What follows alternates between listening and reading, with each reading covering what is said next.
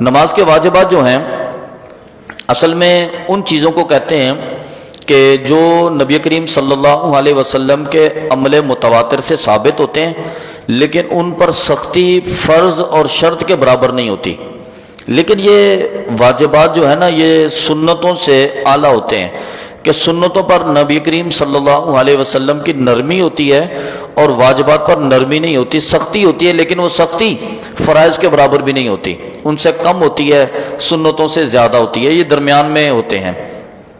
اچھا، فرض نماز کی پہلی 2 رکعتیں، فرض نماز کی پہلی 2 رکعتیں، فجر کی تو ویسے پہلی 2 رکعتیں ہوتی ہیں، ظہر میں 4 ہے تو ان میں سے پہلی 2، عصر کی 4 ہے تو پہلی 2، مغرب کی 3 ہے تو پہلی 2، عشاء کی 4 ہے تو پہلی 2. فرض کی پہلی 2 رکعتوں میں اور نوافل کی باقی رکعتوں میں اور سنتوں کی باقی رکعتوں میں قرات کرنا اور اس میں سورہ فاتحہ کا تلاوت کرنا یہ واجبات میں سے ہے. قرات کرتے ہوئے سورہ فاتحہ کا تلاوت کرنا یہ واجبات میں سے ہے. لیکن یہ یاد رہے کہ یہ اس بندے کے لیے جو تنہا نماز ادا کرے. اگر آپ امام کی اقتداء میں ہیں تو پھر خاموشی اختیار کریں گے، امام کی تلاوت آپ کی تلاوت ہوگی، یہ چیز ذہن کے اندر رہے. دوسرے نمبر پر فرض نمازوں کی تیسری اور چوتھی رکعت، اس کے علاوہ اور تمام نمازوں کی ہر رکعت میں سورہ فاتحہ کا پڑھنا.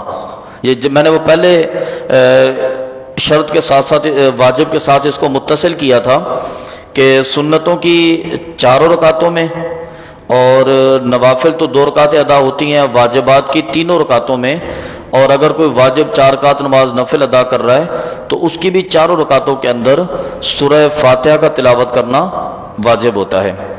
اسی طرح فرض نماز کی پہلی 2 رکعتوں میں واجب، سنت اور نفل کی سب نمازوں کے اندر سورہ فاتحہ کے بعد کسی مقصد ہے کہ 2 یا تو بڑی سورت کا تلاوت کر دینا، بڑی آیت کا، یا 3 چھوٹی آیات کا تلاوت کرنا، یہ بھی واجبات کے اندر شمار ہوتا ہے. اچھا، پھر ایک اور واجب یہ ہے کہ سورہ فاتحہ کو ہر سورت سے پہلے پڑھنا. یعنی کہ ہم پہلی رکعت کے اندر مثال کے طور پر سورہ فاتحہ ہم پڑھیں گے اور ساتھ میں سورہ والتین اگر پڑھیں گے تو سورہ والتین سے پہلے سورہ فاتحہ ہونی چاہیے. دوسری رکعت میں اگر سورہ تکاثر ادا کریں گے، سورہ فیل ادا کریں گے، کوئی بھی ادا کریں گے تو سورہ فاتحہ اس سے پہلے ہونی چاہیے. یعنی کہ سورہ فاتحہ کا چھوٹی سورت سے پہلے ادا کرنا. فرض کی 2 رکعتوں میں، پہلی 2 رکعتوں میں، سنت کی 4 رکعتوں کے اندر اور وتر کی 3 رکعتوں کے اندر، باقی سب نمازوں کے اندر چھوٹی سورت سے پہلے سورہ فاتحہ کا تلاوت کرنا. پھر اس طرح جلسہ، یعنی کہ 2 سجدوں کے درمیان میں، اس سے پہلے قومہ بھی ہے، قومہ بھی واجب ہے.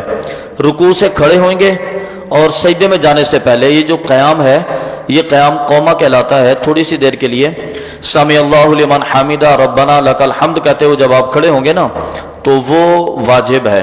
عمومی طور پہ ہمارے ہاں یہ ہو جاتا ہے لوگوں سے، جلدی میں نماز پڑھتے ہوئے ہم سیدھے نہیں کھڑے ہوتے تو اس کا قومہ ادا نہیں ہوگا، تو گویا کہ اس نے ایک واجب ترک کر دیا. اس چیز کا بالخصوص لحاظ ہونا چاہیے. اور کھڑے ہونے کا مطلب یہ ہے کہ بندہ بالکل سیدھا کھڑا ہو، اس کی کمر بھی سیدھی ہو جائے، اس کی گردن بھی سیدھی ہو جائے، اس کے بازو بھی ٹھیک اپنے مقام پر آ جائیں اور اس کے گھٹنے قیام کی حالت میں جیسے ہوتے ہیں نا ویسے ہو جائیں. یعنی کہ اس کا ہر جوڑ اپنے مقام پر ٹھیک طریقے سے آ جائے تو تب اس بندے کا قیام مکمل ہوتا ہے. اور یہی قیام قومے کے اندر کم سے کم 1 مرتبہ اتنا ہونا چاہیے. اگر جلدی میں اتنا اٹھے کہ بجائے سیدھا کھڑا ہونے کے ہم فوراً سجدے کے لیے چلے گئے تو اس آدمی کا قیام، یہ قومہ جو ہے نا وہ ادا نہیں ہوگا. اس طرح قومہ ادا کرنا. اور پھر جلسہ کہتے ہیں کہ 2 سجدوں کے درمیان میں بیٹھنا. ایک سجدہ ادا کیا تھا، سجدے کے بعد اٹھے. اس میں اگرچہ تسبیح کوئی ادا نہیں ہوتی، مستحب ہے، دعائیں ہیں، اگر کوئی پڑھ لے تو پڑھ لے. اگرچہ تسبیح ادا کرنا کوئی فرض واجب نہیں ہے، لیکن اتنا ایک دفعہ بندہ بیٹھے کہ حالت تشہد میں مکمل طریقے سے بیٹھ لے. حالت تشہد میں مکمل طریقے سے بیٹھنے کے برابر کم سے کم وہ پہنچ جائے. جب وہ اتنا بیٹھ جائے گا اس کے بعد اس کا قومہ اور جلسہ یہ مکمل ہو گئے، اب وہ اگلے سجدے کے لیے جا سکتا ہے. تو یہ جلسہ جو ہے نا یہ بھی واجبات کے اندر شمار ہوتا ہے. اس کے بعد آتے تعدیل ارکان. تعدیل ارکان کہتے ہیں کہ ہر رکن کو ٹھہر ٹھہر کر ادا کرنا. بالکل جیسے قیام ہے تو قیام کی حالت میں اتنا سیدھے کھڑے ہو جانا کہ آپ کا ہر جوڑ اپنے مقام پر چلا جائے، رکوع میں جانا تو رکوع میں بالکل ایسے چلے گئے کہ آپ کے پشت سیدھی ہو جائے، سر کا لیول برابر میں آ جائے، آپ کے ہاتھ اپنے گھٹنوں تک پہنچ جائیں، تو یہ اس کا واجب ادا ہوگا۔ اس کے بعد سجدے کی حالت میں ہے تو سجدے کی حالت میں 7 ہڈیوں پر سجدہ کرنا اس انداز میں کہ آپ کے وہ مکمل اعضاء جو ہے نا اپنی جگہ پر پہنچ جائیں بالکل تسلی کے ساتھ، تو وہ آپ کا سجدہ ہوگا، تعدیل ارکان اس کو کہتے ہیں۔ تعدیل ارکان کے بعد قعدہ اولا، یعنی کہ 3 رکعت والی یا 4 رکعت والی نماز میں 2 رکعتوں کے بعد 1 مرتبہ تشہد کے لیے بیٹھنا، یہ بھی نماز کے اندر واجب ہے۔ 2 رکعت کے بعد 1 مرتبہ بیٹھنا۔ اگر آپ وطر ادا کر رہے ہیں یا ظہر کے یا عصر کے یا عشاء کے 4 فرض ادا کر رہے ہیں یا 4 سنتیں ادا کر رہے ہیں تو واجب ہے کہ 2 رکعت کے بعد 1 مرتبہ بیٹھیں اور تشہد ادا کریں، تشہد کی حالت میں، یہ ایک واجب ہے۔ اس کے بعد تشہد کی حالت میں بیٹھ جانا، یہ ایک واجب ہے۔ اس کے اندر بیٹھ کر تشہد کا پڑھنا یہ دوسرا واجب ہے۔ سجدے سے اٹھے، حالت تشہد میں بیٹھ گئے، ایک واجب آپ کا ادا ہو گیا۔ دوسرا واجب اسی کے اندر موجود ہے کہ آپ اس کے اندر تشہد التحیات للہ والصلوات والطیبات یہ مکمل اس کے اندر ادا کریں، یہ دوسرا واجب ہے۔ تو دوسرا واجب اس کو بھی اس کے برابر میں ادا کرنا۔ اس کے بعد امام کا نماز فجر کے لیے مغرب میں، عشاء میں، عید کی نمازوں میں، تراویح کی نمازوں میں اور رمضان المبارک کے وطر کی نمازوں میں بلند آواز کے ساتھ تلاوت کرنا یہ بھی واجب ہے۔ ظہر اور عصر کی نماز میں بلند آواز سے تلاوت نہیں ہوتی، ان 2 نمازوں کے علاوہ فجر کی نماز میں 2 رکعتوں، پہلی 2 رکعتوں میں تو وسیع 2 رکعتیں ہیں، مغرب کی پہلی 2 رکعتوں میں، عشاء کی پہلی 2 رکعتوں میں، اور جب عید کی نماز ادا ہوتی ہے عید الفطر کے لیے، عید الاضحیٰ کے لیے، تو اس کی 2 رکعتوں میں، اور رمضان المبارک میں چونکہ وطر باجماعت ادا کیے جاتے ہیں تو وطر کی نماز میں پہلی 2 رکعتوں میں قرات کو بلند آواز کے ساتھ تلاوت کرنا واجب ہوتا ہے۔ اگر اکیلا آدمی نماز پڑھے گا تو اکیلا خاموشی کے ساتھ خود ہی تلاوت کرے گا اور اپنی نماز کو خود ہی ادا کرے گا۔ اس کے بعد ایک اور واجب یہ ہے کہ نماز سے نکلنا، خروج بھی سنی تھا نا، ارادے کے ساتھ نماز سے نکلنا، یہ تو تھا فرض۔ اچھا، نکلتے ہوئے السلام علیکم ورحمۃ اللہ کہنا یہ واجب ہے۔ اب دیکھیں مثال کے طور پر میں اس مسئلے کو سمجھانے کے لیے ایک چھوٹی سی مثال دوں گا کہ مثال کے طور پر آپ وہاں پہ بیٹھے نماز ادا کر رہے تھے، یہ سامنے بچے تھے کھیل رہے تھے، بچہ آگ میں گر گیا یا بچہ نکلتے ہوئے سڑک پر چلا گیا، گاڑی کے نیچے آنے کا خطرہ تھا، بچہ چارپائی سے گر رہا تھا، کوئی اور مسئلہ تھا، آپ نماز ادا کر رہے تھے، نماز کے آخری قاعدے میں آپ نے ارادہ کر لیا کہ میں نماز ختم کر رہا ہوں، آپ نے تشہد بھی پڑھ لی تھی، آپ نے درود پاک بھی تلاوت کر لیا تھا، آپ نے دعا بھی پڑھ لی تھی، اب آپ کا ارادہ تھا نماز سے نکلنے کا، بچہ گرنے لگا، فوراً بھاگ کے اس کو آپ نے پکڑا، ارادہ ہو چکا تھا، چونکہ آپ کا فرض تو مکمل ہو گیا، آپ کی نماز مکمل ہوگی، واجب ترک ہو گیا کہ آپ نے السلام علیکم ورحمۃ اللہ کہہ کر نکلنا تھا، تو وہ آپ نے نکلا۔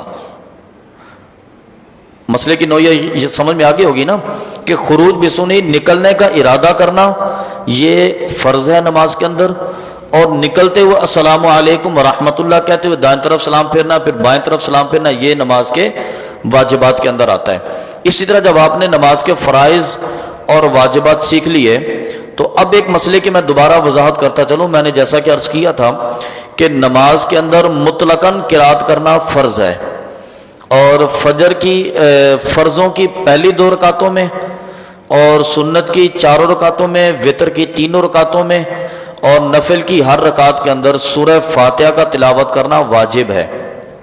تو مطلب یہ ہے اب اس کا کہ اگر کسی آدمی نے تکبیر تحریمہ اللہ اکبر کے ہی ہاتھ باندھ لیے اور ہاتھ باندھتے ہی اس نے ڈائریکٹ والتین والزیتون پڑھ لی، اس نے انا اعطیناک الکوثر پڑھ لی، سورہ قل هو اللہ احد، اخلاص تلاوت کر لی، یا کوئی بھی سورت اس نے پڑھ لی اور رکوع کے اندر چلا گیا، اس نے چونکہ مطلقاً قرات کر لی ہے، اس کا فرض پورا ہو گیا، لیکن چونکہ سورہ فاتحہ نہیں پڑھی تو سورہ فاتحہ کیا تھی؟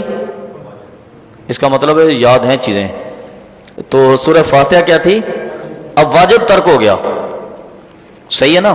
اور اگر کسی آدمی نے نماز کے اندر تکبیر تحریمہ اللہ اکبر کہی اور اس آدمی نے الحمدللہ رب العالمین الرحمن الرحیم مالک یوم الدین ایاک نعبد و ایاک نستعین ولا الضالین تک پڑھی اور اس کے بعد رکوع میں چلا گیا